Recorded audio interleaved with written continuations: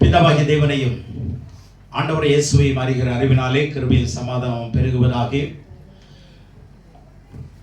தேவன் தாமே ஏப்ரல் மாதத்தின் கடைசி வாரத்திலேயும் தேவன் சுகத்தோடு பலத்தோடு ஆரோக்கியத்தோடு ஆசீர்வாதமாய் ஆண்டவர் நம்மை கொண்டு வந்ததுக்காக தேவனுக்கு ஸ்தோத்திரமும் துதியும் கனமும் மகிமையும் உண்டாவதாக. இந்த செய்தியை கேட்கிற சபையார் யாவரும் ஆன்லைன் மூலமாய் கேட்க இருக்கிற தேவனுடைய பிள்ளைகளையும் கர்த்தர் ஆசீர்வதிப்பாராக. கடந்த வாரத்தில் நான் படித்துக் கொண்டிருக்கும் போது கர்த்தருடைய வார்த்தையின் இருதயத்திலே உணர்த்தப்பட்டதை உங்களோடு கூட பகிர்ந்து கொள்வதில் நான் சந்தோஷம் அடைகிறேன். 1 சாமுவேல் புஸ்தகம் 17ஆம் அதிகாரத்தை எடுத்துக்கொள்ளுங்க. 1 சாமுவேல் புஸ்தகம் 17ஆம் அதிகாரம் 45, 46 அதில் நீங்க படிச்சீங்கன்னா அந்த சம்பவத்தை நான் உங்களுக்கு சொல்றேன். ஏன்னா இது நீண்ட சம்பவம். அது இஸ்ரவேல் ஜனங்கள் எகிப்திலிருந்து வந்து கொண்டிருக்கும் பிரயாணத்திலே அவங்க பிரயாண தூரத்திலே கடந்து வந்து கொண்டிருக்கிறார்கள். எதை நோக்கினா கானான் தேசத்தை நோக்கி. ஏனென்றால் ஆண்டவர் சொன்னார், நான் உங்களுக்கு பாலும் தேனும் ஓடுகிற நல்ல தேசமாகி அந்த தேசத்தில் கொண்டு போய் சேர்ப்பேன் என்று வாக்கு பண்ணினார். வாக்கு பண்ணின தேவன் இஸ்ரவேல் ஜனங்களை பகலிலே மேக ஸ்தம்பத்தினாலும் இரவிலே அக்கினி ஸ்தம்பத்தினாலும் அவர்களுக்கு எந்த ஒரு குறை இல்லாமல் உடையிலையும் அல்லது உணவிலையும் எந்த ஒரு குறையை வைக்கல. அவருடைய பிரயாணத்திலும் எந்த ஒரு குறை வைக்கல. பகலிலும் இரவிலும் எந்த ஒரு குறை வைக்கல. பகலிலே மேகத்தினால மூடி அவங்க போகிற இடமெல்லாம் எதுவும் கூட வந்தது, மேகம் கூட வந்துட்டே இருந்தது. இந்த மேகத்தின் கீழே போனீங்கன்னா நிழல் மாத்திரம் இருக்குமா? சொல்லுங்க பார்க்கலாம். வெயில் தாக்கம் இருக்காது, சரிங்களா? கொடை பிடிச்சா எப்படி இருக்கும்? அப்படிதான் இருக்கும். ஆனா வேற என்ன உணர்வீங்க தெரியுமா? அதுக்காக பார்த்துருக்கீங்களா? குளிர்ச்சியா இருக்குங்க. நான் போன 2 வாரத்துக்கு 3 வாரத்துக்கு முன்னாடி திருவள்ளூர்ல நான் வண்டியில போயிட்டு இருக்கேன். வெயில் கொஞ்சம் கொடுமையா இருந்தது. ஆண்டவரே மேகம் வந்தா நல்லா இருக்குமேன்னு ஜெபம் பண்ணேன்.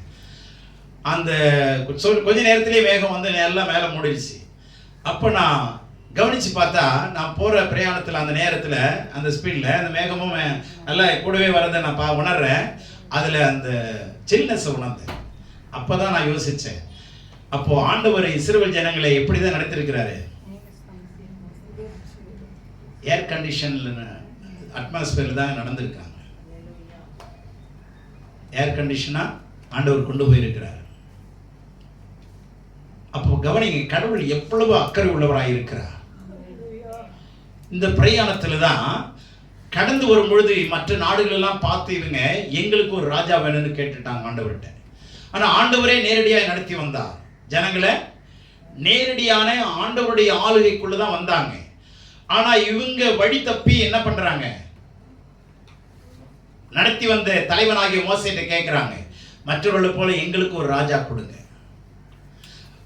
அப்போ மோசே போய் ஆண்டவர்கிட்ட கேட்கிறார், ஆண்டவரே இந்த ஜனங்கள் என்ன கேட்கிறாங்க? ராஜாவை கேட்கிறாங்க. சரி, அவங்களுடைய விருப்பத்தின்படி தேவன் அவர்களுக்கு அனுமதித்தார். அப்போ அனுமதிக்கப்பட்ட சித்தத்துல தான் ராஜா கொடுக்கப்பட்டார். ராஜாவுடைய ஆளுகை வந்தது, அதாவது மனுஷனுடைய ஆளுகை. அப்ப இது அனுமதிக்கப்பட்ட சித்தமா, கடவுளுடைய பரிபூர்ணமான சித்தமா? அனுமதிக்கப்பட்ட சித்தம். ஆனா அந்த சித்தத்துல பரிபூர்ணமான ஆசீர்வாதம் கிடைக்காதுங்கிறத மறந்துடாது. நம்ம எப்பொழுதுமே அங்கீகரிக்கப்பட்ட சித்தத்துல தான் இருக்கணும். எந்த சித்தத்துல வாழக்கூடாது? அனுமதிக்கப்பட்ட சித்தத்துக்குள்ளே வாழக்கூடாது. போகலாம், வரலாம், நல்லா இருக்கலாம், ஆனா முடிவு சம்பூர்ணமாயிராது. ஏன்னா அது என்ன சித்தம்? அதனாலதான் முதல் ராஜாவை ஆண்டவர் யாரை கொடுத்தாருன்னா சவுலை கொடுத்தார். 40 ஆண்டு காலம் வாழ்ந்தான், ஆட்சி செய்தான். சவுலுடைய ஆட்சி காலம் முடிந்த பிறகு, முடிப்பதற்கு முன்னதாகவே ஆண்டவர் தாவீதை கண்டுபிடித்து அவனை அரசனாக்கினார். சரிங்களா? அந்த அரசனாக்கப்படுகிறதுக்கு முன்னதாக இந்த 17வது அதிகாரம் நமக்கு இந்த ஆடு மேய்த்து கொண்டிருந்த 8வது மகனாகிய, தகப்பன் பேரு ஈசாய், அவனுடைய 8வது மகன் தான் யாரு? தாவீது. உலகத்துல சொல்லுவாங்க 8வது பிள்ளை எட்டி பார்த்த இடமெல்லாம் குட்டிச்சவர்னு சொல்லுவாங்க. ஆனா கிறிஸ்துவுக்குள்ள இந்த 8வது பிள்ளைங்களாம் நல்லா இருக்குங்க. 8வது பிள்ளைங்களாம் நல்லா தான் இருக்கும். எட்டி பார்த்த இடம்லாம் குட்டிச்சவர் ஆகாது. குட்டிச்சவரெல்லாம் நல்ல சவரா மாறிடும், மாளிகையா மாறும். தேவனுடைய பிள்ளைகளே, இந்த 8வது பிள்ளை தான் குடும்பத்திலிருந்து புறக்கணிக்கப்பட்ட நிலைமையில, ஆனால் அழகுள்ளவன், சிவந்த மேனி. அது மாத்திரமல்ல, மிகவும் புத்திசாலியானவன், அறிவு கூர்மையானவன், மிகவும் ஜாக்கிரதையாய் அவன் தன்னுடைய வேலையிலே உண்மையுள்ளவனாயிருந்தான். உயிரை பணை வைத்து வேலை செய்தான். எந்த வேலையா இருந்தாலும் அவன் என்ன செய்வான்? உயிரை போனாலும் பரவாயில்ல. இப்படிப்பட்ட நல்ல குணாதிசயம் உள்ள மனுஷன் பிள்ளையதான் தள்ளி என்ன பண்ணிட்டாங்க அந்த குடும்பத்தார், அண்ணன் தம்பிங்கெல்லாம், இவன் ஆடு மேய்க்க விட்டுட்டான். ஏன்னா ஆடு மேய்க்கிற வேலை அந்த காலத்தில் மிகவும் முக்கியமான ஒரு மூலாதாரம், அதுதான், வேற வேலை கிடையாது. ஆடு மேய்க்கும் பொழுது கடவுள் இவனை ராஜாவா அபிஷேகம் பண்ணிட்டார். அபிஷேகம் பண்ண பிற்பாடு திரும்பி ஆடு மேய்க்கிறான் பாரு, பார்த்தீங்களா?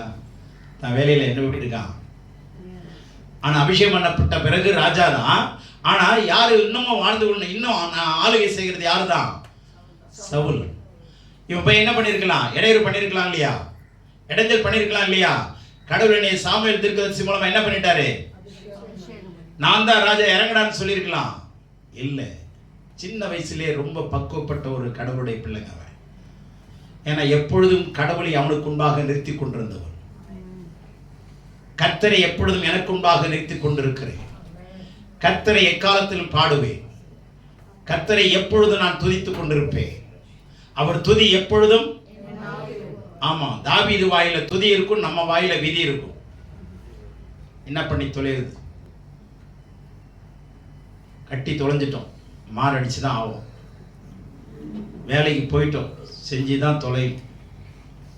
என்ன பண்ணி தொலைகிறது? இப்படிதான் பல நாட்கள்ல நம்ம என்ன பண்ணிட்டு இருக்கிறோம்? முறுமுறுத்துட்டு இருக்கிறோம். நான் தாவீது எந்த சூழ்நிலை எப்படி நடந்தாலும் கர்த்தருடைய சமூகத்தை அவன் தொடர்ந்து காத்து கொண்டே வந்தான். He was maintaining the presence of God wherever he goes, whatever he did. என்ன செஞ்சாலும் சரி, எங்க போனாலும் தேவனுடைய பிரசன்னத்தை காத்து கொண்டே இருந்தான். கர்த்தரவனை அரசனாக்கினார். ஆடு மேய்ச்சவனை நீங்க ஆடு மேய்ச்சவனை அரசனாக்குவாங்களா? சொல்லுங்களேன். ஆனால் கடவுளுடைய திட்டம் ஒவ்வொரு மனுஷனுக்குள்ளே இருக்குங்க. நீங்க உள்ள வந்திருக்கீங்களா? உங்க மேல கடவுளுடைய திட்டம் கண்டிப்பா இருக்கு. கடவுளுடைய திட்டம் கண்டிப்பா இருக்குங்கிறத மறந்துடாதே. அது எந்த அளவுக்கு திட்டம் தெரியுமா? இந்த செய்தியை நான் என்ன தலைப்புல கொடுக்கிறேன் அப்படின்னு சொன்னா, the more you glorify the name of the Lord, the more God will glorify your name. கடவுளுடைய நாமத்தை, தேவனுடைய நாமத்தை எந்த அளவுக்கு உயர்த்துறீங்களோ அப்படியே கடவுள் உங்க பெயரை உயர்த்துவார். கடவுளுடைய நாமத்தை சொல்லுங்க. தேவனுடைய நாமத்தை எந்த அளவுக்கு, எவ்வளவு உயரத்துக்கு நீங்க கொண்டு போறீங்களோ அந்த உயரத்துக்கு கடவுள் உங்க பெயரையும் உயர்த்துவார், உங்களையும் உயர்த்துவார், உங்கள் சந்ததியையும் உயர்த்துவார். அல்லேலூயா. ஆகவே எந்த மனுஷனா இருந்தாலுங்க, நீங்க சாதாரண மனுஷனா இருந்தாலும் நீங்க நினைச்சுக்கலாம், படிக்காத ஆளு நீங்க நினைச்சுக்கலாம். ஆனா உங்க மேல கடவுள் திட்டத்தை வச்சிருக்கிறாரு. அது எவ்வளவு பெரிய திட்டம் தெரியுங்களா? எவ்வளவு பெரிய திட்டம் தெரியுமா? ஆங்கிலத்தில் 2 வார்த்தை சொல்லுவாங்க. ஒன்னு லோக்கல், இன்னொன்னு லோக்கல்ல தாங்க வேலை செய்றேன், உள்ளூர்ல தான் வேலை செய்றேன் சொல்லுவோமா இல்லையா? லோக்கல். இன்னொன்னு குளோபல். குளோபல் என்ன? உலக மயமாக்கு அல்லது உலக ரீதியா, உலக அளவில். உலக அளவில் இந்த ரெண்டையும் இணைச்சு ஒரு புது வார்த்தையை கண்டுபிடிச்சாங்க ஆங்கிலத்தில். லோக்கலையும் குளோபலையும். தெரியுமா உங்களுக்கு என்ன வார்த்தை? என்ன? குளோக்கலைசேஷன். குளோக்கல், லோக்கல், குளோக்கல், குளோ, லோ, லோக், அந்த இதெல்லாம் சேர்த்து குளோக்கலைசேஷன் வாங்க. அதாவது உள்ளூர்ல இருந்து உலக அளவு வரைக்கும், உள்ளூர்ல இருந்து உலகளாவிய நிலைமை வரைக்கும். அப்போ ஆண்டவர் உங்களை உள்ளூர்ல வச்சிருந்தாலும் உங்க மேல வச்ச திட்டம் எது வரைக்கும் தான்? உலக அளவு. புரிஞ்சிச்சா புரியலையா? நீங்க ஆடு மேய்க்கலாம், ஆனா உங்க மேல வச்ச திட்டம் எவ்வளவு பெருசுங்க? புரிஞ்சிச்சா? புரிஞ்சவங்க சொல்லுங்க. உலக அளவுல. நீங்க ஒரு வியாபாரியா இருக்கலாங்க, கடல் வியாபாரியா இருக்கலாம், அல்லது ஒரு தோரம் பருப்பு வியாபாரியா இருக்கலாம். உங்க வியாபாரத்தை கூகுள்ல போட்டீங்கன்னு வச்சுங்க, யூடியூப்ல போட்டீங்கன்னு வச்சுங்க, எது வரைக்கும் போகும்? உலக அளவிய நிலைமைக்கு போகுமா போவாரா? யூஎஸ்ல பார்ப்போம், ராமசாமி பருப்பு விற்கிறாரு, குப்புசாமி கடல் விற்கிறாரு. தெரியுமா தெரியாதா? தேவனுடைய பிள்ளைகளை, நம்முடைய ஹோப் எப்படி, ஸ்கோப் எப்படி? How big is your vision? எவ்வளவு பெருசு உங்களுடைய தரிசனம்? கடவுளுடைய திட்டம் எவ்வளவு பெருசு? ஏன்னா நம்முடைய கடவுளும் சர்வ பூமிக்கும் தேவன். நம்முடைய கடவுள் யாரு? ஆமா, இதுதான் ஏசாயா 55:4 சொல்லுது. 54:5 சொல்லுது. ஏசாயா தீர்க்கதரிசன புத்தகம் 54ஆம் அதிகாரம் 5ஆம் வசனத்தில் ஒரு வசனம் இருக்கு, படிங்க. உன் சிருஷ்டிகரே உன் நாயகர், உன் சிருஷ்டிகரே உன்னுடைய மணவாளன். சேனைகளின் கர்த்தர் என்பது அவருடைய நாமம். சேனைகளின் கர்த்தர் என்பது அவருடைய நாமம். இஸ்ரவேலின் பரிசுத்தர் உன் மீட்பர். இஸ்ரவேலின் பரிசுத்தர் உன்னை மீட்கிறவர். அவர் சர்வ பூமியின் தேவன் எனப்படுவார். அல்லேலூயா. அவர் சர்வ பூமியின் தேவன், சர்வ சங்கத்தின் தலை. அப்போ நம்முடைய தேவன் சர்வ பூமியின் தேவன். அப்போ அவருடைய எல்லை சர்வ பூமியினுடைய எல்லை வரைக்கும் அவர் தேவனாய் இருந்தா அவருடைய திட்டம் எது வரைக்கும் தான் போவோம். அதனாலதான் இயேசு சொன்னார் 28ஆம் அதிகாரம் மத்தேயு 20ஆம் வசனத்துல, நீங்கள் புறப்பட்டு போய் உலகம் எங்கும். எங்க போகணும்? உலகம் எங்கும்.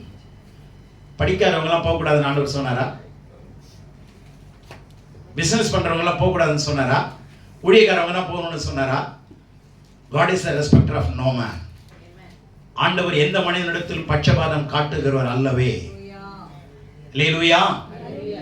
அதனால புரிந்து கொள்ளுங்க, அவர் சர்வபூமிக்கு தேவனாய் இருப்பார். ஆனால் அவருடைய திட்டமும் அவருடைய தீர்மானமும் அவருடைய தரிசனமும் சர்வ பூமி லெவல்ல தான் இருக்கும், உலகளாவிய லெவல்ல தான் இருக்கும்.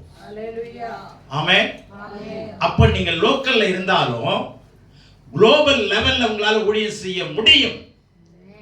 அப்படிப்பட்ட ஆவியானவர் உங்களுக்குள்ளே எனக்குள்ளே வாசம் பண்ணி கொண்டிருக்கிறார். நீங்க சின்ன ஆளா இருக்கலாம், யாருக்கும் தெரியாத ஆளா இருக்கலாம், ஆனா உங்களிடத்திலிருந்து வருகிற வார்த்தை தேசத்தை அசைக்க வைக்க அவரால் முடியும். விசுவாசிங்க. So you are not at all ordinary women in the hands of the Lord, men in the hands of the Lord. கர்த்தருடைய கருத்துல நீங்க சாதாரண ஒரு மனுஷி இல்லவே இல்லை. தேவனுடைய பிள்ளைகளே, கொஞ்சம் அலர்ட்டா இருங்க, அவேர்னஸா இருங்க. கடவுள் உங்க மேல வச்ச திட்டம் பெருசு. சொல்லுங்க, கடவுள் என் மேல வச்ச திட்டம் பெருசு. ஏன்னா என்னுடைய தேவன் பெரியவர். He is so majestic and terrible God whom I worship. நான் ஆராதிக்கிற தேவன் எப்படிப்பட்டவர்? மகத்துவம் பயங்கரமானவர். மகத்துவமா பயங்கரமான தேவன். இறைவனை சொல்றா, கர்த்தர் எனக்குள்ளே மகத்துவம் பயங்கரமானவராய் இருக்கிறார். மகத்துவம் பயங்கரமான தேவனாய் இருக்கிறார். நான் என்ன சொன்ன தெரியுமா? கர்த்தர் எனக்குள்ளே மகத்துவம் பயங்கரமானவராய் இருக்கும்போது நான் கர்த்தருக்குள்ளே மகத்துவம் பயங்கரமானவனாய் நான் இருக்கிறேன். உண்மையா தப்பா? சரியா தவறா? கர்த்தர் எனக்குள்ளே மகத்துவம் பயங்கரமானவராய் இருக்கும்போது பராக்கிரமசாலியாய் இருக்கிறார். கர்த்தரோடு கூட ஆமா மகத்துவம் பராக்கிரமசாலியாய் இருக்கிறார். அப்ப நான் அவருக்குள்ள எப்படி இருக்கிறேன்? அதே மாதிரி மகத்துவம் பராக்கிரமசாலியா இருக்கிறேன். ஆமென். ஹalleluya. பலவீனன் என்று சொல்லவே கூடாது. ஹalleluya. ஆமென். ஆமென். ஹalleluya. ஹalleluya. மாத்தினா கருத்தை மாத்திராதீங்க. கர்த்தருக்குள்ள உங்களை எவ்வளவு உயர்த்தினாலும் தப்பே இல்லை. நான் கர்த்தருக்குள்ள நல்ல பாடகி, கர்த்தருக்குள்ள நல்ல வசன அறிவுடையவன் சொல்லுங்க, தப்பு இல்லை. நல்ல வசன அறிவுடையவன் சொல்லாமா சொல்லக்கூடாதா? வசனம் இருக்கா இல்லையா? இல்லைன்னா இருக்குன்னு சொல்லிடணும். எரேமியா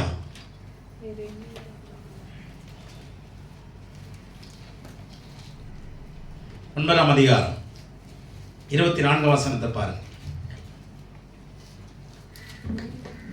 எரேமியா 9:24. மேன்மை பாராட்டுகிறவன் பூமியிலே கிருபையையும் நியாயத்தையும் நீதியையும் செய்கிற கர்த்தர் நான் என்று என்னை அறிந்து உணர்ந்திருக்கிறதை குறித்தே மேன்மை பாராட்ட கடவன் என்று கர்த்தர் சொல்லுகிறார். இவைகளின் மேல் பிரியமாய் இருக்கிறேன் என்று கர்த்தர் சொல்லுகிறார். நீதியை செய்கிற கர்த்தர் நான் என்று என்னை அறிந்து உணர்ந்திருக்கிறதை குறித்து, என்னை அறிந்து உணர்ந்திருக்கிறதை குறித்து என்ன பண்ணணும்? மேன்மை பாராட்டலாம். உங்களுடைய பெருமை, உங்களுடைய மேன்மையில எதில் இருக்கு? உடையிலையா, உறைவிடத்திலையா, அந்தஸ்திலையா, பட்டத்திலையா, பதவியிலையா, சம்பாத்தியத்திலையா, அல்லது உங்களுடைய சாமர்த்தியத்திலையா எதில் இருக்கு? அல்லது கர்த்தரை அறிகிற அறிவில் இருக்கா? இருக்கணும். ஆகவே முகவரியா சொல்லிட்டே போகலாம், நேரம் இல்லை, செய்திக்கு வரேன். இப்போ தாவீது திடீரென்று தாவீதை தகப்பன் அழைக்கிறார். அழைச்சி என்னுடைய அண்ணன் 3 பேருமே சவுலுடைய பட்டாளத்தில் இருக்கிறாங்க, மிலிட்டரியில் இருக்கிறாங்க. யாருடைய அண்ணன் 3 பேரும்? அண்ணன் 3 பேரும் அங்க இருக்கிறான். இப்போ கவனிங்க, திடீர்னு இந்த சவுல் ராஜ்யபாரம் பண்ணிட்டு இருக்கும்போது, ஆளுகை செய்யும் போது, கோலியாத் என்கிறதான மிகப்பெரிய பெலிஸ்திய வம்சத்தை சேர்ந்த ஒரு ராட்சதர், 6 முழம் உயரம், 6 முழம், அதாவது 1.25 அடி. ஒரு முழத்துக்கு எத்தனை அடி? 1.25 இருந்து 1.5 சொல்லலாம். 1.5 அடி. அப்போ 6 × 1.5 என்னது? 9 அடி உயராம. இது உள்ள முட்டிக்கிட்டு மேல நிற்பான். அவன் கை எவ்வளவு பெருசா இருக்கும்னு யோசனை பண்ணுங்க. அவ்வளவு பெரிய ராட்சதன். அவன் என்ன சொல்றான்? இந்த காலுக்கும் நடுவுல எப்படி இந்த எக்ஸ்ட்ரிமிட்டிஸ் இருக்குதோ அது மாதிரி 2 மலைக்கு நடுவுல பள்ளத்தாக்குல வந்து ஜனங்க நிக்கிறான். அந்த முதல் வசனத்தை பார்த்தீங்கன்னா தெரியும். அதெல்லாம் பார்க்க வேண்டிய சொல்ல நேரம் இல்லை. ஆகவே வந்து 40 நாள் பயமுறுத்துறான். உங்களுக்கு சூடு சொரணை இருந்தா, எவனாவது ஆம்பளையா இருந்தா என்கிட்ட வந்து என்ன பண்ண, சண்டை பண்ணவா, மிரட்டுறான். இதுல சவுலும் அவனுடைய பட்டாலும் பயந்து போய் தான் நிற்கிறாங்க, நடுங்கி போய் இருக்கிறாங்க, உறைஞ்சி போய் இருக்கிறாங்க. என்ன செய்துன்னு தெரியல. ராஜ்யமே அதிர்ந்து போய் நிற்கிது. அவனுடைய பலத்துக்கு எதிராக நிற்க முடியவில்லை, அவனுடைய பராக்கிரமத்துக்கு எதிராக எழும்ப முடியவில்லை. உறைந்து போய் இருக்கிறது ராஜ்யம்.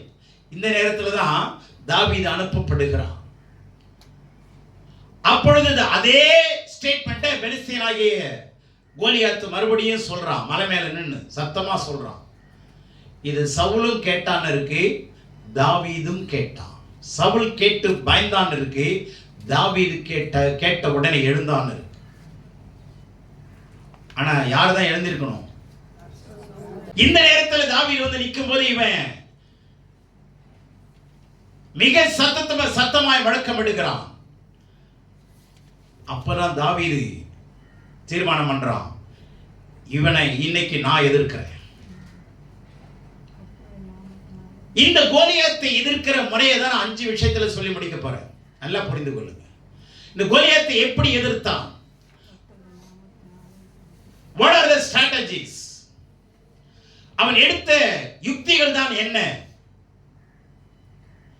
அப்படின்னு பார்த்தா, தாவீது ரொம்ப சின்னவன், 17 வயசு. ஆனா அண்ணமாரெல்லாம் மிகப்பெரிய விஷயம் நடந்துட்டு இருக்கு, அதெல்லாம் கட்ஷட் பண்ணி சொல்றேன். பரியாசம் பண்றாங்க, திட்டுறாங்க, ஏன்டா அங்க வந்தேன்றாங்க, எங்கடா ஆடுன்றான், யார்கிட்ட விட்டடான்றான். எதையுமே கண்டுக்கல. இவன் வந்த விஷயத்தை மாத்திட்டாங்க. அவன் அனுப்பப்பட்ட நோக்கம் வேற, தகப்பனுடைய நோக்கம் வேற, தெய்வத்தினுடைய நோக்கம் வேற. நீங்க பிறந்ததனுடைய நோக்கம் வேற, தெய்வம் உங்களை பிறக்க வச்சதனுடைய நோக்கம் வேற. தாயின் கற்பத்தில் உருவாக்கப்பட்ட தாய் தகப்பனுடைய நோக்கம் எனக்கு குழந்தை வேணும். ஆனா அந்த உருவாக்கப்படும் பொழுதே கர்த்தர் உங்களை சந்திச்சிட்டாரு. அதுக்கு முன்னமே கர்த்தர் உங்களை அறிஞ்சிருந்தாலும் பிள்ளைகளா பிறந்த பிறகு அவருடைய கரத்திலே நீங்களும் நானும் உருவாக்கப்படுகிற காலத்துல வந்தாச்சு. கற்பத்தில் உருவாக்கப்படுறது வேற, உண்டாக்கப்படுறது வேற. இரண்டாவது கரத்தில் உருவாக்கப்படுறது வேற. கற்பத்தில் உண்டாக்கப்பட்ட எல்லாரும் ரட்சிக்கப்படுறது இல்லை. எல்லாரும் ஆண்டவருக்குள்ள வரலங்க. குடும்பத்தில் ஒவ்வொருத்தரா வந்திருக்கிறீங்க. கறந்துட்டோமா ஒவ்வொருத்தருக்கும்? ஒண்ணு சொல்றேன், நீங்களா வந்து இங்க உட்காரல. பிதாவானவர் அந்த அருளை கொடுக்கலனா நீங்க இங்க வந்து உட்கார்ந்து இருக்கவே முடியாது. தைரியமா சொல்றேன், பிதாவானவர் அந்த அருளை உங்களுக்கு கொடுத்து இங்க கொண்டாந்து உட்கார வச்சு என் வார்த்தையை கேளுன்னு சொல்றாரு. உங்க மேல கடவுளுடைய அருள் இருக்குங்கிறதை இன்னைக்கு நான் பிரகடனப்படுத்த விரும்புறேன். உங்க மேல கடவுளுடைய திட்டத்தை உணர்ந்து கொள்ளும்படி நான் கட்டாயப்படுத்துகிறேன். அல்லேலூயா. நீங்க எந்த வேலையில இருந்தாலும் சரிங்க, கடவுளுடைய திட்டம் உங்க மேல இருக்குங்கிறத மறந்துடாதீங்க. எங்க போனாலும் உடை இல்லாம நம்ம போக முடியாது. அந்த உணர்வோடு கூட சொல்றேன், உங்க தலைமையில தேவனுடைய திட்டம் இருக்கிறது என்பதை மறந்துடாதீர்கள். அந்த திட்டத்தை ஒழிக்க பலவிதமான பிரச்சனைகள் குடும்பத்தார் கொடுக்கலாம், உறவினர்கள் கொடுக்கலாம், பிசாசு கொடுக்கலாம், மந்திரவாதிகள் கொடுக்கலாம். கவலைப்படாதீங்க. வேத தெளிவா சொல்லுது, நோ ஆக்சிடென்ட் will happen. பொல்லாப்பு உனக்கு நேரிடாது, வாதை உன் கூடாரத்தை அணுகாது. பகலிலே நான் உனக்கு உன் வலது பக்கத்தில் நிழலாய் இருக்கிறேன். பகலிலே வெயிலாகிலும் இரவிலே நிலவாகிலும் உன்னை சேதப்படுத்தாது. பயப்படாதீங்க. யாரை பார்த்து என்ன பண்ண வேண்டிய அவசியம் இல்லை, பயப்பட வேண்டிய அவசியம் இல்லை. ஏன்னா பயப்படாது என்று சொல்லுகிறவர்களோடு கூட இருக்கிறார். அந்த வார்த்தையை கேட்ட தாவீது தைரியமா நிக்கிறான், ஆயத்தப்பட்டுட்டான். இப்ப கோலியாத்தை எதிர்க்க விரும்புறான். எப்படியெல்லாம் அவன் எதிர்க்கிறான் என்று சொன்னால், அவன் எடுத்துக்கொண்ட யுத்திகள்ல முதல்ல 17:46 படிங்களேன். இன்றைய தினம் கர்த்தர் உன்னை என் கையில் ஒப்புக் கொடுப்பார்.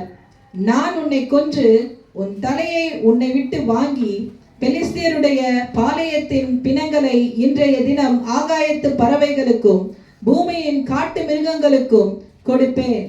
அதனால் இஸ்ரவேலின் தேவன் ஒருவர் உண்டு என்று பூலோகத்தார் எல்லாரும் அறிந்து கொள்வார்கள். கவனிங்க, இந்த வார்த்தை இருதயத்தை கடந்த நாட்களில் தொட்டதுங்க. கவனிங்க, என்ன கவனிங்க. அதனால் இஸ்ரவேலின் தேவன் ஒருவர் உண்டென்று எல்லாரும் சொல்லுங்க. இஸ்ரவேலின் தேவன் ஒருவர் உண்டென்று எல்லாரும் சொல்லுங்க. இஸ்ரவேலின் தேவன். என்ன சத்தமா? பூலோகத்தார் எல்லாரும் அறிந்து கொள்வார்கள். கவனிங்க, அவன் கோலியாத் நிக்கிறது ஒரு சின்ன ஊருங்க. அது சின்ன இடம், சின்ன கிராமம்னே வச்சுங்க. அவன் என்ன செஞ்சிருக்கலாம், என்ன சொல்லியிருக்கலாம்? நம்ம ஊர்ல இன்னைக்கு நான் யாருன்னு காட்டுறேன். நம்ம ஊர்ல நான் யாருன்னு காட்டுறேன். அல்லது சவுல் ஆளுகிற இஸ்ரவேல் கோத்திரத்துக்குள்ள நான் யாருன்னு காட்டுறேன், சொல்லிருக்கலாமா இல்லையா? அல்லது இந்த ஜனங்கள் கடவுள் யாருன்னு புரிஞ்சுக்கிட்டோம், சொல்லிருக்கலாமா இல்லையா? அவன் சொல்ற வார்த்தையை கவனிச்சீங்களா? நான் ஆராதிக்கிற என்னுடைய கடவுளை யாரெல்லாம் அறிந்து கொள்வார்கள். அவன் என்ன அழகா கடவுளுடைய திட்டத்தை புரிஞ்சுக்கிட்டான். பாத்தீங்களா? கடவுளுடைய திட்டத்தை என்ன பண்ணிட்டான், புரிஞ்சுக்கிட்டானா இல்லையா? புரிஞ்சுக்கிட்டு என்ன சொல்றான்? கடவுள் சர்வபூமிக்கும் தேவன். அவருடைய பேரை எது வரைக்கும் நான் கொண்டு போறேன்? உலகம் முழுவதும். ஆண்டவருடைய திட்டத்தோட இணைஞ்சிட்டானா இல்லையா? ஆனா நிக்கிற இடம் எங்க? சின்ன பூமிங்க, சின்ன இடங்க, சின்ன கிராமங்க. புரிஞ்சுதா? இப்ப நம்ம குளத்தூர்ல இருக்கிறோம். குளத்தூர் சிட்டி ஒரு சின்ன சிட்டி இல்லைங்களா? இப்ப சென்னை வரைக்கும் தெரியும் அப்படின்னு சொல்றதை விட உலகம் முழுவதும் நான் பண்ண போற சாதனையை கடவுள் இருக்கிறார் என்பதை நிரூபிக்க போறேன்னு சொல்றது பெரிய விஷயமா இல்லையா? கைதட்டுங்க ஆண்டவருக்கு. தேவனுடைய பிள்ளைகளே, நல்ல கவனிங்க. நீங்க எவ்வளவு சின்ன ஆளாலும் இருந்தாலும் பரவாயில்லை, சின்னவன் 1000ம் சிறியவன் பலத்த ஜாதியுமாய் மாறுவான். உங்க மேல இருக்கிற திட்டத்தை புரிந்து கொள்ளுங்க. அதுதாங்க ஒரு ஞானம், புத்தி. அதுதான் என் மேல கடவுள் என்னுடைய சின்ன வயதிலிருந்தே நான் வளர்ந்துட்டு வரும்பொழுது எனக்கு தெரியும். என்னுடைய 13 வயசுல கர்த்தர் என்னோட பேசினார். மே 1972 மே மாதம் 21ஆம் தேதி 1:30 மணிக்கு அல்லது சாயந்தரம் திங்கட்கிழமை 22ஆம் தேதி மாலை 4 மணி அளவில் கடவுள் என்னோட பேசினார் நேரடியா. அந்த வார்த்தையை கேட்டேன். அதுல என்ன வார்த்தை இருக்குதுன்னா, தாய் வயிற்றில் உன்னை உருவாகும் முன்னே உன்னை அறிந்து கற்பத்திலிருந்து வெளிப்படும் முன்னே உன்னை பரிசுத்தம் பண்ணி ஜாதிகளுக்கும் தேசங்களுக்கும் தீர்க்கதரிசியாய் நான் ஏற்படுத்தினேன். ஜாதிகள்னா ஜாதி இல்லை, தேசங்கள், ராஜ்யங்களுக்கு. அந்த ராஜ்யங்கிறது ஆங்கிலத்தில் படிச்சா கிங்டம்னு இருக்கு. கிங்டம். அப்போ கவனிங்க, யுனைடெட் கிங்டம்னு இருக்கலாம். கண்டிப்பா நான் அங்க போவேங்கிறத விசுவாசிக்கிறேன். ஏன்னா அந்த வார்த்தை கிங்டம்ங்கிற வார்த்தை வேதத்தில் இருக்கு. ஆனா அடிக்கடி நான் யோசிக்கிறேன். ஏன்னா உலக லெவல்ல தான் ஆண்டவர் நம்மளை அடைச்சிருக்கிறார். புரிஞ்சுச்சா புரியலையா? நீங்க சின்ன இடத்துல இருக்கலாங்க, அடைச்சவர் பெரியவர். உங்களுடைய எதிர்பார்ப்பு மாத்திரம் உங்களுடைய விசுவாசம் தேவை. நீங்க சின்ன ஆளா இருக்கலாம், ஒரு பாட்டை பாடினீங்கன்னா உலகம் வரைக்கும் தெரியுங்க. அது ஒரு சின்ன பாட்டை கட்டி பாடுங்களேன், யூடியூப்ல போடுங்க, உலகம் பார்க்குமா பார்க்காதா? தள்ளிட்டே வருவான். இது யாரா புதுசா இருக்கு, புது மூஞ்சியா இருக்கு, நிறுத்துறா, தட்டி பார்ப்பான். அப்பறம் தெரியும் இது கொட்டங்காட்சி இல்லை அப்படின்னு. புரிஞ்சுச்சா? தட்டி பார்த்து என்ன அது இல்லை, ஆமா இது ஒரு பெரிய தங்கச்சி பாடுது, என்னன்னு பார்க்கலாம், கேட்பான். கடவுள் பார்க்க வைப்பாரு. அதுக்கு உங்களுக்கு உணர்வு இருந்தாதாங்க முடியும். உணர்வு உள்ளவர்களை கர்த்தர் தேடிக் கொண்டிருக்கிறார். நீங்க சின்ன ஆளா நீங்க பார்க்காதீங்க, கடவுள் பார்க்கிற மாதிரி உங்களை பாருங்க. நீங்க தேசத்தில் ஒரு பெரிய தலைவர், பெரிய தலைவர். ஆமென். தலைவியா இருக்க வேண்டிய நீங்க தலைவலியை பிடிச்சிட்டு உட்கார்ந்து இருக்காதீங்க, அதுல தைலம் பூசிட்டு உட்கார்ந்து இருக்காதீங்க. நீங்க நிறைய பேருக்கு தைலமா மாறுங்க. ஆமென். தைலம் பூசுகிற அருமையான சகோதர சகோதரிகளே, பரிசுத்தவான்களே, என்ன தைலம்? என்ன பாம்? ஜண்டு பாம். ஆமா, பாம் தைலமா போடுற? கடவுளுடைய கரத்தில் நீங்களும் நானும் அணுகுண்டுகளாய், வெடிகுண்டுகளாய், வேத வார்த்தைகளை அறிவிக்கிற தேவ மனுஷனாய் விளங்கி கொண்டிருக்கிறோம். ஆமென். அல்லேலூயா, அல்லேலூயா, அல்லேலூயா, அல்லேலூயா. சரி, தயவு செய்து நல்லா கவனிங்க. உங்க மேல இருக்கிற தெய்வத்துடைய வரைபடத்தை புரிந்து கொள்ளுங்க.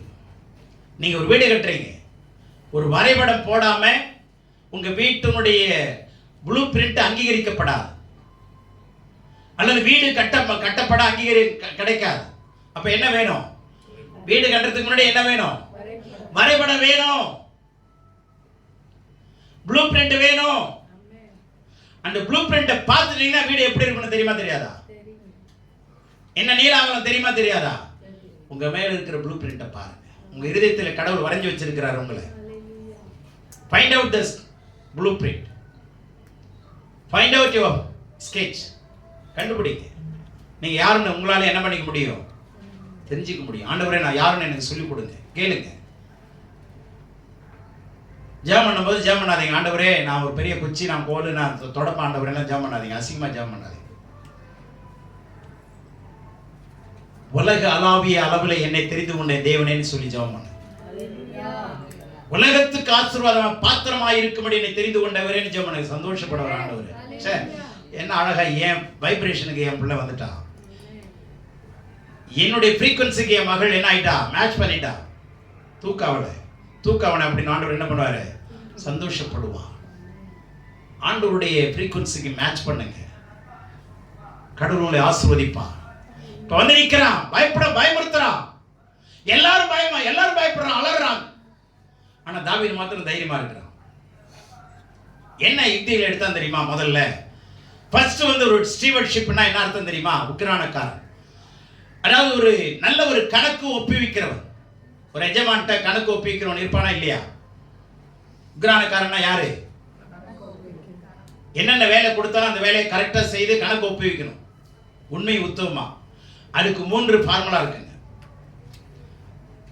என்ன அப்படின்னா உக்கிரானத்துக்கு 3Tன்னு சொல்லுவாங்க. 3T: time, talent and treasure. 3 விதமான வார்த்தை சொல்ற, நல்லா புரிந்து கொள்ளுங்க. Time, talents and treasure.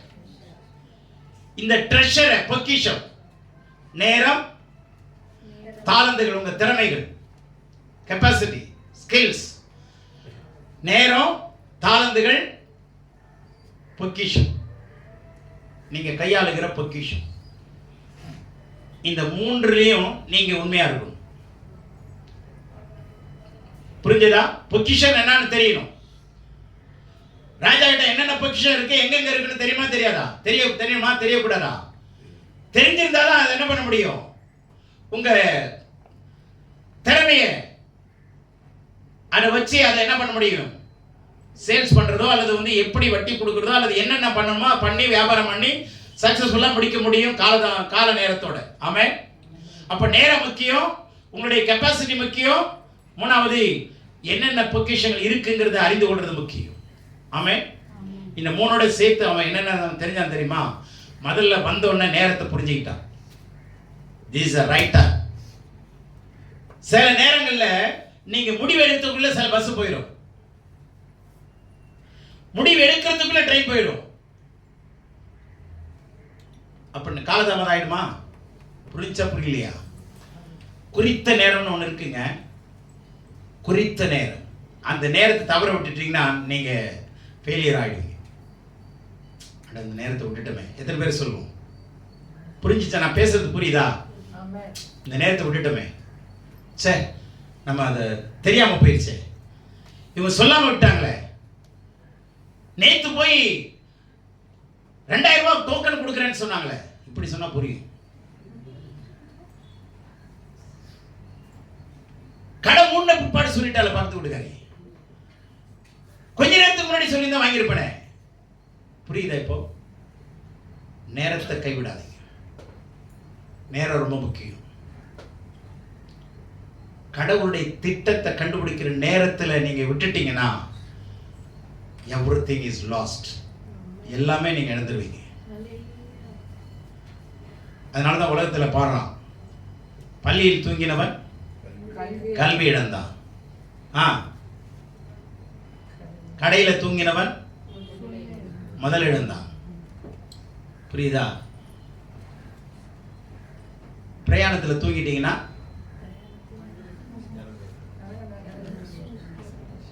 Bus விட்டுருவீங்க, train விட்டுருவீங்க.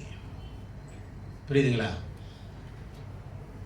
ஒரு முறை நான் குண்டூருக்கு 9 மணிக்கு காலையில் டீச்சிங்க்கு அங்கே இருக்கணும்.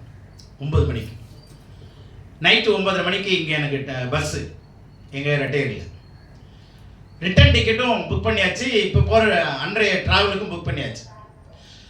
டிக்கெட் 2 டிக்கெட் இருக்கு. இவன் என்ன பண்ணியிருக்கிறான், ரிட்டர்ன் டிக்கெட்டை மேலே வச்சுட்டான், அன்னைக்கு போகிற டிக்கெட்டை கீழே வச்சுட்டான். எப்போது என்ன பண்ணுவாங்க, இன்னைக்கு போகிற டிக்கெட்டு மேலே இருக்கும், நாளைய டிக்கெட்டோ அல்லது என்னைக்கு வருதோ ரிட்டர்ன் டிக்கெட்டு கீழே வரும். இவன் மேலே வச்சு கொடுத்ததை நான் கவனிக்கல. நான் ரிட்டர்ன் பார்த்துட்டு பஸ்ஸு நம்பரை பார்த்துட்டு ஆக்சுவல் பஸ்ஸை விட்டுட்டேன், நிற்கிதுங்க, போயிடுச்சு. அப்புறம் ஒரு கண்டக்டர் கொடுத்தா, ஐயோ இந்த பஸ் தானே, ஏன்னா இல்லை சார் முந்தின பஸ்ஸை நீங்கள் விட்டுட்டீங்க. என்ன பண்ணுறது? கவனிங்க, ட்ராவலில் பிரச்சனை ஆகிடுச்சு. அப்போ அன்னைக்கு நான் பட்ட பாடு ரொம்ப ரொம்ப கஷ்டப்பட்டுட்டேன். ஏன்னா அந்த நேரத்தை விட்டுட்டேன், அந்த காலத்தை விட்டுட்டேன், முன்னாடியே இதை பார்க்கறத மனம் விட்டுட்டேன், கவனம் இல்லாமல் போயிடுச்சு. அடுத்த பிறகு என்ன வேற பஸ் காசு கொடுத்து ஏறி குண்டூரில் நைட் 2 மணிக்கு இறங்கி அடுத்த பஸ் எங்கன்னு கேட்கறதுக்கு யாருமே பதில் சொல்லல. எக்கட போகணும் என்னென்னமோ சொல்றான். எனக்கு தமிழ்ல சொல்ல அவனுக்கு புரியல, அவன் தெலுங்குல சொல்றது எனக்கு விளங்கல. எந்த கடையில கேட்டாலும் பதில் சொல்ல மாட்டேன்றான். எந்த பஸ்லயும் தமிழ்லையும் இல்லை, இங்கிலீஷ்லையும் இல்லை, தெலுங்குல தான் இருக்கு. எந்த பஸ்ல போய் ஏறுறது? ரொம்ப நின்றுட்டே இருந்த, ஆண்டவரே எவனுமே இல்லையா, ஒரு ஆள் இல்லையா. அது நைட் 2 மணிக்கு எவனை எழுப்புறது? எங்க பார்த்தாலும் தூங்கி கிடக்குறான். தூங்கினவனை எழுப்பினா அடிப்பானா இல்லையா, மறப்பானா இல்லையா? என்ன பண்றதுல விளங்கல. ரொம்ப கஷ்டப்பட்டு போய் சேர்ந்தேன்னு வச்சுங்க. ஏன்னா நேரத்தை விட்டுறது மிக கொடுமையான காரியம். Find out your right time. அதனாலதான் எபேசியர் 5:14 சொல்லுது, காலத்தை என்ன பண்ணு, பிரயோஜனப்படுத்துங்கிற வார்த்தை என்ன இருக்குன்னா, redeeming your time, redeem your time. உங்களுடைய நேரத்தை மீட்டுக் கொள்ளுங்க. உங்க நேரத்தை என்ன பண்ணுங்க? ஆமா, எபேசியர் 5:14 பாருங்க. நாட்கள் பொல்லாதவைகளானதால் காலத்தை மீட்டுக் கொள்ளுங்கள். ஏன்னா உங்க நேரத்தை பிசாசு வச்சிட்டு இருக்கிறான். நேரத்தை மீட்டுக்கோ, கிரயம் கொடு, மீட்டுக்கோ. இப்போ இந்த நேரத்தில் வந்துட்டான். ரைட் டைம்ல he was standing and in a right place, right man. Amen. right man is standing in right place. நின்று கொண்டிருக்கிறான். சரியான மனிதன் சரியான நேரத்தில் நின்று கொண்டிருக்கிறான். என்ன பண்றது? ஆனா சவுலுக்கு இது ராங்கான ஆள்னு தெரியுது. கர்த்தருக்கு இவன் தான் ரைட் பர்சன் தெரியுது. மனுஷனுடைய பார்வையை பத்தி பயப்படாதீங்க. தாவீது ராஜாவை பத்தி கவலைப்படல, ராஜாவுடைய கவசத்தை பத்தி கவலைப்படல. ரொம்ப சிம்பிளா இருந்தான். சிம்பிளாவே இருங்க. காம்ப்ளிகேட்டடா இருக்கணும்னு அவசியம் கிடையாது. ரொம்ப சிம்பிளா இருங்க. நீங்க சாம்பிளா மாறுவீங்க. எத்தனை பேருக்கு புரியுது? சிம்பிளா இருந்தீங்கன்னா உங்களை பார்த்தோன்னே எடுத்தோடனே சாம்பிள் கேட்போம்ல, கொஞ்சம் அல்வாயை கொஞ்சம் கூட டேஸ்ட் பண்ணி பார்த்துட்டு நான் வாங்கிக்கிறேன் சொல்லுவோமா இல்லையா? அவன் கொஞ்சோண்டு வைப்பான். அதை நக்கி பார்த்துட்டு ஓகே சூப்பரா இருக்கு. அப்போ சிம்பிளா இருக்கிற நீங்க என்னவா மாறுவீங்க? சாம்பிளா மாறுவீங்க. ரொம்ப சிம்பிளா நின்றுட்டு இருக்கிறான். யாருமே மதிக்கல. ஃபர்ஸ்ட் கரையை என்ன வச்சா தெரியுமா? அவனுடைய ஜீவனை வச்சான். அதுக்கு வசனம் இருக்கு, நம்ம என்ன படிக்க வேணாம். 34 வசனத்தை பாருங்க. ஒரு விசை ஒரு சிங்கம் வந்துச்சு, ஒரு விசை கரடி வந்துச்சு. ரெண்டையுமே ஆட்டுக்குட்டியை போல என்ன பண்ண? கிழிச்சு போட்டேன். இப்ப இதை உயிரை பணைய வச்சானா இல்லையா? இப்ப சொல்றான், ராஜா கிட்ட சொல்லி அனுப்புறான், ராஜாவே நீ என்னை வேற மாதிரி பார்க்காத, டோன்ட் அண்டர் எஸ்டிமேட் மீ. என்னை என்ன பண்ணிடாத, மதிப்பு குறைஞ்சி பார்த்துறாத. ஒரு விஷயம் நான் ஆடு மேய்ச்சிட்டு இருக்கும்போது இரவுல சிங்கம் வந்துச்சு ஒரு தடவை, இன்னொரு முறை கரடி வந்துச்சு. ரெண்டையுமே தேவனுடைய பலத்தினால ஒரு ஆட்டுக்குட்டியை கிழிக்கிற மாதிரி கிழிச்சேன். அது இந்த ரெண்டுல எவனாவது இவன் ஏதாவது ஒன்னா தான் இருப்பான். ஒண்ணு கரடியா இருப்பான், இல்லைன்னா சிங்கமா இருப்பான். நான் பார்த்துக்கிறேன், விட்டுரு. ஃபர்ஸ்ட் நீங்க கடவுளுடைய திட்டத்தை அறியணும்னா அவங்க உயிரை பணயமா வைங்க, உங்க ஜீவனை பணயமா வைங்க. ஆண்டவர் சொல்றாரு, உன் ஜீவனுக்கு ஈடாக என்ன தருவேன்? ஜனங்களை தருவேன். உங்க ஜீவனை பணயமா வைங்க. சாவா வாழ்வா பயப்படாதீங்க. துக்கத்தை சந்தோஷம் மாற்றுகிற ஆண்டவர், உன் தோல்வியை ஜெயமாய் மாற்றுகிற ஆண்டவர். ஆனா சோர்ந்து போயிடாதீங்க. Be strong and faith. விசுவாசத்தில் உறுதியா இருங்க, தைரியமா இருங்க. பணிவோடு இருக்கிறது தப்பு இல்லை, துணிவோடு இருங்க. பணிவோடு இருக்கிறது தப்பு இல்லை, என்ன இருக்கணும்? துணிவோடு இருங்க. பெருமையா இருக்காதீங்க, பொறுமையா இருங்க. விளங்குதா? ஒன்னும் கொண்டு போறதில்லை, ஒன்னும் கொண்டு வந்ததில்லை. அதனால அடக்கம் பண்ற வரைக்கும் அடங்கி இருங்க. அடக்கம் பண்ற வரைக்கும் அடக்கமா இருக்கும். நான் யாரு, நான் எங்க இருந்து வந்தேன் தெரியுமா உனக்கு கேட்காத. வெட்கப்பட்டு போயிடுவேன். பலத்தினால் அல்ல, பராக்கிரமத்தினால் அல்ல, ஆவியானவர்களாம். சிம்பிளா இருங்க. ஆண்டவர் உங்களை வல்லமையை பயன்படுத்துவா. முதல்ல உயிரை பணைய வச்சான். இதை வச்சுங்க பேசிக்கா. இப்போ ரெண்டாவது 32வது வசனம் வாசிங்க. தாவீது சவுலை நோக்கி இவன் நிமித்தம் ஒருவனுடைய இருதயம் கலங்க வேண்டியதில்லை, உம்முடைய அடியானாகிய நான் போய் இந்த பெலிஸ்தனோட யுத்தம் பண்ணுவேன் என்றான். அப்பொழுது சவுல் தாவீதை நோக்கி, கவனிங்க. இப்போ என்ன செய்யற? ரெண்டாவது அந்த நேரத்தை கண்டுபிடிச்சு உடனே சொல்றான், இந்த நேரத்தில் நான் போய் பார்த்துக்கிறேன், நீ கவலைப்படாதன்றான். புரிஞ்சுச்சா? ஆண்டவர் பாருங்க, குறித்த நேரத்தில் பேதுரு அடைக்கப்பட்டிருந்த ஜெயில தேவதூதன் அனுப்புறாரு. புரிஞ்சிச்சா? அப்போஸ்தலர் 5:12 அதிகாரத்தில் பார்த்தீங்கன்னா, குறித்த நேரத்துக்கு முந்தின நாள் ராத்திரியிலே, குறித்த நாள் அடுத்த நாள் காலையில் ஏறுவது பேதுருடைய தலையை வாங்க போகிறான், வெட்ட போகிறான். குறித்த நாள் நீ வச்சிருக்கிறியா? ஓ நேரம் என்ன நேரம் இல்லை, ஓ நேரத்தை விட முந்தினது என்னுடைய நேரம். உங்களை குறித்து பிசாசோ அல்லது உலகமோ வேற திட்டம் வச்சிருக்கலாம், கவலைப்படாதீங்க. அதை தாண்டி தெய்வத்தினுடைய திட்டம் வேலை செய்யும். அடுத்த நாள் உன் தலையை வாங்க போறான்னு வச்சிருக்கானா, முதல் நாள் ராத்திரியே நான் உன்னை தூக்கிடுவேன். கடவுள் பயங்கரமானவர். ஏரோதும் அவனுடைய ராஜ்யமும் கலங்கி போயிருச்சு. தூங்கிட்டு இருக்கிறாங்க. பேதுரு ஜெபம் பண்ணிட்டு இல்ல, தூங்கிட்டு இருக்கிறான். அந்த இடம் முழுவதும் அசையுது. வாட்ச்மேன்லாம் எப்படி இருந்திருப்பான்? அவனும் காத்துக்கிட்டு இருப்பானா, தூங்கிட்டு இருப்பானா? அவனும் தூங்கிட்டு இருந்திருப்பான். ஆடுனோடனே கொலையே நடுங்கி போச்சு அவனுக்கு. எழுந்து பார்த்தா உள்ள இருக்கவனை காணோம். அடுத்த லெவல் என்ன தெரியுமா? உள்ள இருக்கிறவன் காணோம்னா இவனை தர வெட்டிடுவாங்க. அடுத்த நாள் பலி யார் தான்? யார் வாட்ச்மேனோ அவனை தான்.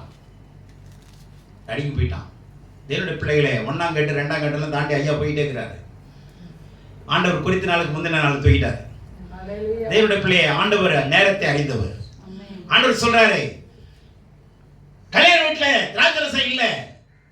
எல்லாரும் வந்து சொல்றாங்க, மரியாளும் வந்து சொல்றாங்க.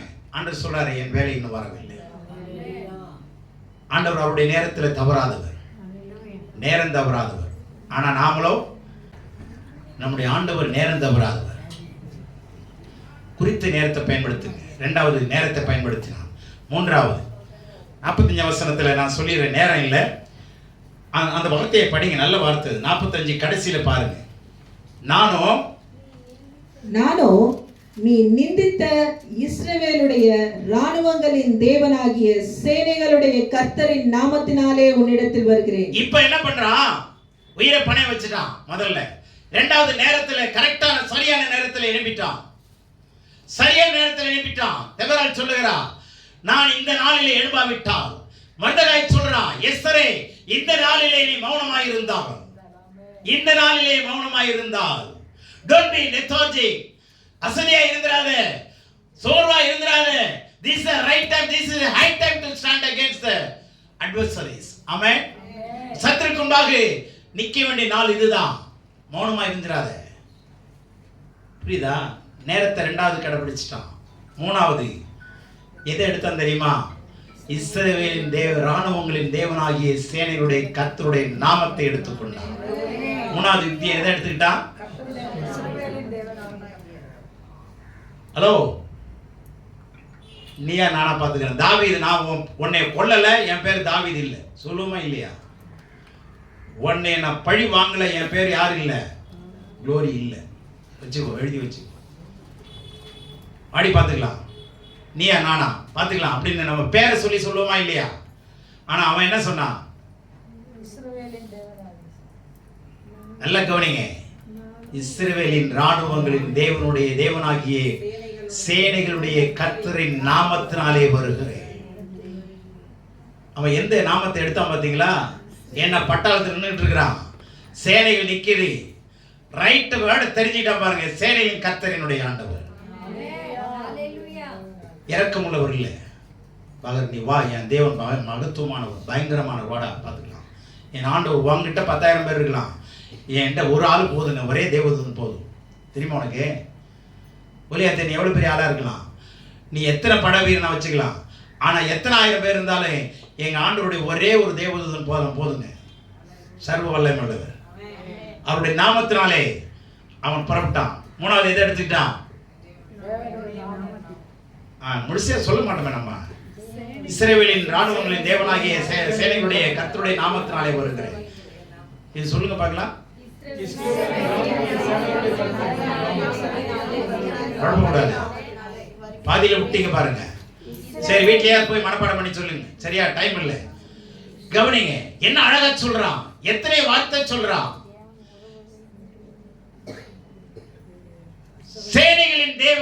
சேனைகளுடைய கர்த்தருடைய நாமத்தினாலே வருகிறேன். 3வது 4வது பாயிண்ட். 4வது டைம் டேலண்ட்ஸ். 2வது அந்த உக்ரானத்துவத்தின்படி அவனுடைய ஸ்கில்லை பயன்படுத்துறாங்க. அவனை ட்ரைனிங் கொடுத்து பார்த்தாங்க. சவுனுடைய பிரஷ் பிளேட்லாம் போட்டு பார்த்தான், ஹெல்மெட்லாம் போட்டு பார்த்தான். குருவி தலையில் பணங்க வச்ச மாதிரி இருந்துச்சு. அடப்படுவாமே, இந்த ஹெல்மெட்டை போட்டோன்னா கண்ணு தெரியல அவனுக்கு. ஏன்னா பெரிய தலை, சின்ன தலையில் கொண்டு வந்தோன்னே ஹெல்மெட் என்ன பண்ணிச்சு, தலை உள்ளே போயிடுச்சு, கண்ணை காணும் காரை காணும். எப்பறம் அடிக்கிறதே, அடி தூக்கிடாத வேணாண்டான்ட்டான். கடவுள் பிள்ளை, இன்னொரு தரிசனத்தை நீ சுமக்காத, அடுத்தவன் தரிசனத்தை நீ சுமக்க கூடாது, உனக்கு மேட்ச் ஆகாது. அடுத்தவனுடைய அழைப்பை நீ பார்க்காத, உனக்கு என்ன அழைப்பு இருக்கோ அதை எடுத்துக்கோ.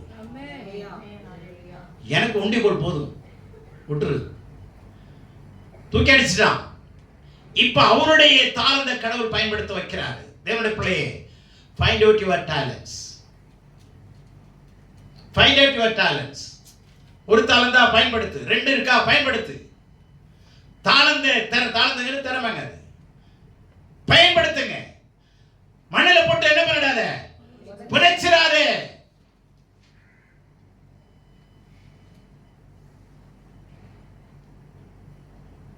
You need to have a revelation regarding your talents.